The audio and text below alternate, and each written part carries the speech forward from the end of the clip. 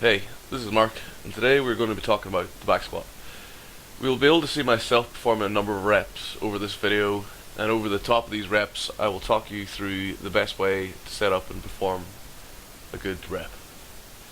So first things first, the setup. You want to set the bar at a height from which you can easily stand up with it and clear the rack or squat stand. Make sure you have the bar low enough so when you stand out with the bar you can clear the rack. If you are going to be lifting heavier, the bar will deform, and this can be an issue if you have it set up too high. Place the bar on the top of your traps so it sits across the shoulders. And then, using 2 to 4 steps, clear the rack and set your feet roughly under your hips, pointing your toes forward or slightly out. This will depend on preference and flexibility.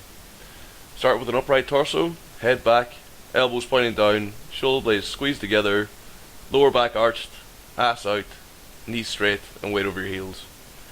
To initiate the squat, hinge forward at the knee, push your knees out in line with your toes, and sit down with your hips. Descend at a confident, smooth pace. Don't dive bomb in, and don't be overly cautious either. Keep your lower back neutral throughout the entire lift.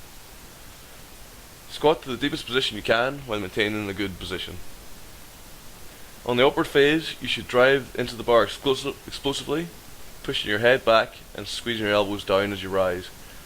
As you ascend, you should be aware of your hips and be looking to bring them back under the bar as soon as possible.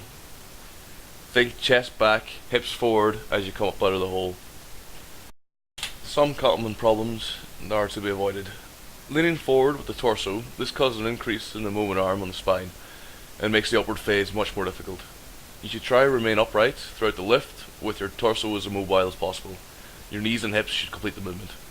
Also remember to stay on your heel throughout. This will help in staying upright. Knees buckling inwards. This can be caused by a lack of flexibility or strength in your hips. There are a number of excellent tutorials online to address this issue with squatting, though remember to push your knees out as you rise. Losing lower back position deep in the squat, also known as butt wink. This is commonly caused by inflexibility in the hamstrings, but can also be caused by a myriad of other factors.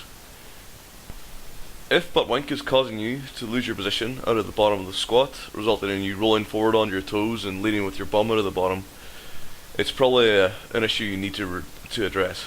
To address the issue, you need to work on your flexibility and mobility throughout your hips and lower body, targeting specifically your hamstrings, glutes, hip flexor and ITB band.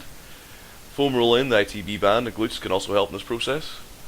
Whilst you do this, you might want to limit the range of motion you squat to, squatting down to a depth from which you can ascend with an upright torso.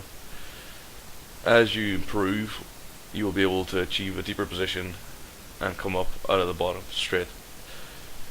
However, this is not the case for everybody. There are a number of very good lifters who exhibit butt wink, notable example of which being Iger Gagan, who squatted 400 for 3 in wraps and a belt only.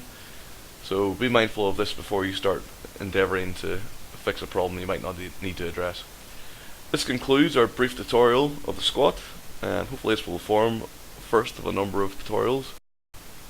If you have any questions, please feel free to leave a comment at the bottom or send me an email, and I'll try to respond to everybody as best as I can. In the meantime, if you'd like to like and subscribe to the channel, that'd be amazing. This is Mark, signing off.